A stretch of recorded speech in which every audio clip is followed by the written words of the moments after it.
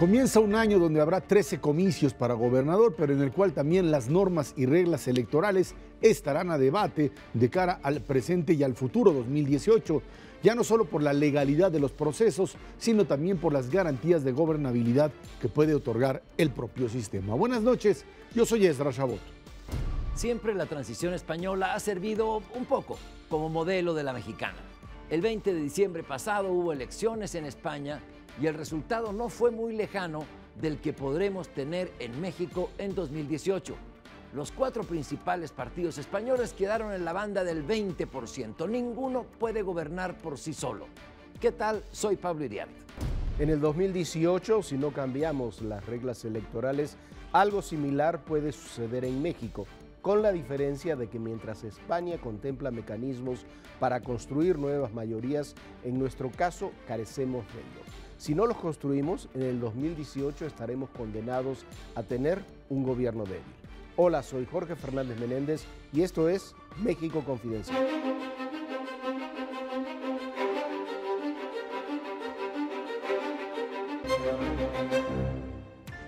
La construcción de mayorías es uno de los grandes desafíos de las democracias occidentales.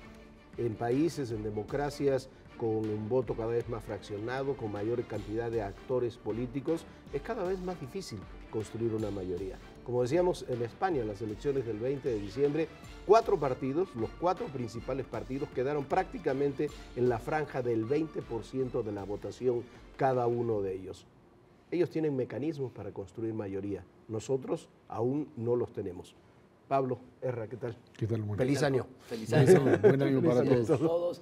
Y arrancamos con una gran pregunta, con una gran interrogante, es cómo construir en México mayorías. A mí me parece que el punto en nuestro país está en el Congreso, no en el Ejecutivo.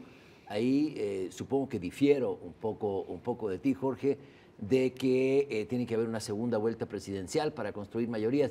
Me parece que las mayorías en México deben construirse en el Congreso y la presidencia de la República, el que gane, tendrá tanta legitimidad, aunque gane por 5, 10 o 20%. Pero entonces hay que ir a un sistema parlamentario, bueno, si se quiere una mayoría del Congreso. Pero, ¿no? o construir los acuerdos en el Congreso con base a programas, a proyectos, como lo vimos al inicio de este sexenio, ya quedaron rebasados, el pacto con México quedó rebasado, pero se lograron avances extraordinarios mediante acuerdos políticos.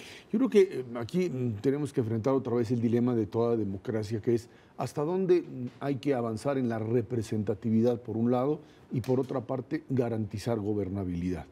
Modelos parlamentarios lo hacen bajo el principio de que hay una representación plena de la sociedad en el Parlamento y que ésta le puede quitar o entregar el mando a un ejecutivo. Un modelo presidencial supone el hecho de que se elija un presidente que tiene todo el voto de la ciudadanía o el que le dé por mayoritario, por uno más gana, y un Congreso que es con el que tiene que negociar. Y en medio de estos dos polos hay que encontrar mecanismos intermedios. En el caso mexicano creo que es el que tendríamos que pensar en cómo hacerle para forzar los acuerdos. Si bien es cierto que Pacto por México fue finalmente algo que se logró y que impulsó grandes cambios y reformas, no puede mantenerse como un sistema permanente. Yo sí creo que hay que encontrar, no sé cuáles son los mecanismos, pero hay que buscarlos para conseguir este tipo de acuerdos que permitan, por un lado, gobernar y, por otro lado, mantener representatividad. De lo contrario, estamos condenados o a fragmentar el modelo, como sucede en modelos parlamentarios, o a paralizarnos como sucedió durante prácticamente toda la primera década de este siglo, en donde el Congreso terminó atándole de pies y manos al Ejecutivo panista, ya sea Fox o Calderón, ¿no? Y a una parte del Ejecutivo priista, con la segunda mitad de Ernesto Zedillo. Yo no estoy atado a la segunda vuelta. Yo creo que si mantenemos un sistema presidencialista, sí tenemos que ir a una segunda vuelta, porque es muy difícil gobernar con 26, 27, 28% de los votos emitidos, que cuando uno va al total de la población es un porcentaje muy bajo. Si no, tenemos que buscar otros mecanismos que, como dice Erra, nos lleven a obligar esos acuerdos. El Pacto por México es un muy buen ejercicio, pero duró un año de 6 años de gobierno. y estuvimos desde el 97 hasta el 2012 sin poder tener acuerdos legislativos. Hay distintas formas. Una, avanzar hacia un sistema mucho más parlamentario. Hay una propuesta, por ejemplo, que manejó Beltrones, que no es mala, que la planteó ahí en una reunión, que era hablar un poco de llevar a gobiernos de coalición, que si no se tiene una votación determinada, una mayoría determinada, quien gane la presidencia esté de alguna forma a construir un gobierno de coalición manteniendo un sistema presidencialista. Habría que ver alguna forma, pero nos podemos encontrar en el 18 con 4 o 5 partidos que tengan uno 26, el otro 18, el otro 22%, y sería muy complicado, ¿no? Sí, claro, sobre todo si lo vemos a la luz de los retos actuales. Ya pasamos la parte legislativa de las reformas que se necesitaban, pero ahora tenemos otro gran reto, el de la seguridad.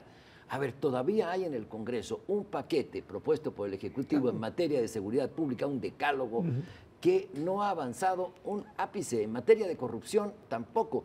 Entonces sí tienen que lograrse esos acuerdos y no veo fuelle en el Ejecutivo ni en el Congreso para sacar adelante esos acuerdos por ahora. Es que ahora se sigue hablando... Y hay que construir los mecanismos para que se puedan articular esas mayorías. El problema radica también en el hecho de que hay mucho interés de partido en el sentido más egoísta, si se le quiere llamar, claro, del término, en donde, pues sí, se llegó al primer acuerdo, pero en la medida en que hay elecciones, y todo el tiempo hay elecciones en este país, ¿sí? el tratar de llegar a acuerdos con el gobierno puede ser un elemento negativo para cualquier oposición porque se le ve como comparsa del gobierno. Si hay que armar gobiernos de coalición, tendríamos que plantear el principio, en un modelo presidencialista, es que este modelo de coalición se tiene que mantener por los 6 años, porque de lo contrario, cualquier diferencia hace que el partido, digamos, minoritario o el que tenga menos peso en la coalición, se salga y volvemos otra vez a modelos de atorón político y económico. Yo creo que uno de los problemas más graves de la democracia mexicana no está en el 22 o 23% que puede tener un presidente de la República como número de votos, sino eso llevado al Congreso, en donde tengamos ahí sí una repartición de votos de manera tal que se vuelva totalmente inmanejable y entonces las crisis estallan. Es que el sistema está construido, fue construido y fue exitoso durante décadas para tener un presidente con mayoría en el Congreso. O sea, el presidente tenía mayoría. La disfuncionalidad del sistema se ha comenzado a presentar, y no es una casualidad que la fecha sea 97, desde el momento que el presidente no tiene mayoría propia en el Congreso. El presidente Peña tiene mayoría ahora en la Cámara de Diputados, es el primer presidente desde Carlos Salinas que tiene mayoría en su segunda mitad en la Cámara de Diputados, no la tiene la de senadores, pero incluso así le resulta muy difícil, como tú decías, el tema de seguridad. No solamente está el paquete del presidente Peña, está el paquete que presentó en su momento Calderón, que tampoco funcionó. Llevamos 10 años prácticamente con propuestas de seguridad que el Congreso no ha sacado. ¿Cómo se hace para obligar que el Congreso trabaje, ¿no? La mezquindad política está campeando. Cuando Calderón presenta la iniciativa o la esboza, la del mando único a nivel nacional, priistas dijeron que no, eran municipalistas. Y ahora que la presenta el presidente Peña Nieto, los panistas dicen que no, son municipalistas. Y el PRD dijo que no en ambas, pero en la práctica, cuando le toca gobernar, dice va al mando único por decreto. Es decir, creo que las pequeñeces están triunfando sobre las grandes necesidades de Estado. ¿Tienen que haber coaliciones gobernantes? Sí, tienen que haber coaliciones gobernantes, y me parece que las que se están presentando en los hechos son absolutamente contra natura. No veo la gran viabilidad en la coalición PAN-PRD para construir acuerdos sobre hechos concretos que se necesitan en el país, como estos que estamos conversando en materia de seguridad. ¿Por qué? Porque el PRD y la izquierda están totalmente en contra de la estrategia de Calderón y de Peña Nieto. Es decir, están en contra de la estrategia de su aliado el PAN. Creo que panistas y priistas tienen que ponerse de acuerdo. Eso ha sido históricamente el único camino. Hay que encontrar un nuevo pacto, un nuevo acuerdo que permita crear mayorías, es cierto, pero también responsabilidades de cada uno de los sectores, haciendo a un lado por completo la posibilidad de gobernadores que tengan todo el poder en la mano. Sí, lo que sucede, mira, el caso español, nuestra transición se inspiró en la española, ¿no? Propio Jesús Reyes Heroles. El pacto de la Moncloa, decía, ¿no? Y bueno, y posteriormente el pacto de la Moncloa y demás, nuestra transición se guió por la española y hemos ido a lo largo de los años siguiendo muchos de esos pasos. Esa situación que viven ellos también es de ese tipo, la mezquindad de los partidos. Si hubiera podido construir, es parte de lo que se está debatiendo, un acuerdo PP-PSOE, sería nuestro acuerdo PRI-PAN, digamos, es el acuerdo PP-PSOE en España, no se ha construido. Hay, cuando desde el PSOE quieren construir un acuerdo con Podemos, le dicen, oye, no podemos construir un acuerdo con Podemos porque son de izquierda, pero nuestros adversarios políticos, ideológicos. Entonces tiene que haber mucha mayor claridad también en los partidos, obligarlos a los partidos, obligar a los dirigentes políticos a tener mecanismos que lleguen a acuerdos. Si no, la mezquindad va a seguir campeando. Sí, bueno, y me parece que, siguiendo el ejemplo español, en el caso de un acuerdo PSOE-PP, implicaría, según analistas españoles, que desapareciera del mapa el PSOE para dejarle su lugar en la izquierda a Podemos. Y tampoco hay que olvidar que el surgimiento de Podemos y de Ciudadanos como una fuerza importante, un polo de izquierda y un polo de centro derecha como es Ciudadanos, parten de la gran corrupción de los dos partidos tradicionales y algo así estamos viviendo. Estamos viendo en México, es la historia que estamos Y elementos ahí que no tenemos, digo yo afortunadamente, nacionalismos extremos que de alguna manera pudieron ser conciliados durante mucho tiempo con todo el esquema de comunidades en España y que llegan pues a los niveles que estamos viendo ahora, en donde por un lado hay esta intencionalidad de separar a Cataluña y en donde al mismo tiempo hay una fractura dentro de la clase política catalana que impide la presencia de un presidente o de un jefe dentro de la propia estructura unitaria. Yo creo que el ejemplo es eso, perdón, no tenemos eso, pero tenemos el fenómeno de los independientes, que no tienen ellos y que va a crear mucha disfuncionalidad también en el sistema, ¿no? Sí, yo creo que eso es cierto en 2018. 2018, sí. Para este año no,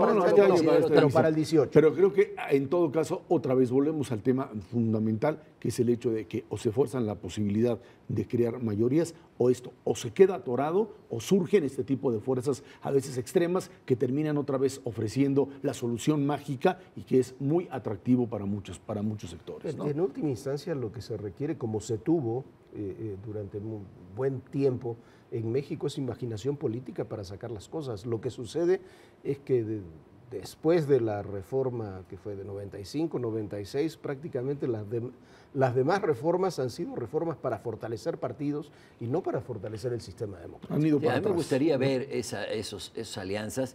Tenemos ahora, de hecho, PAN-PRD, que van rumbo a una alianza fuerte en varios estados. Me gustaría ver programas, es decir, sobre qué se sustentan esas alianzas, porque sí, las tienen que haber. Ya hay alianzas que están agotadas, pero me gustaría ver esta PAN-PRD, a ver quién nos sugiere, quién nos propone, y me parece que lo único que está proponiendo es ganémosle al PRI. Ganémosle al PRI y cada quien con su propio candidato. Tú tienes uno en un estado, yo tengo otro en otro. Y ¿sabes qué?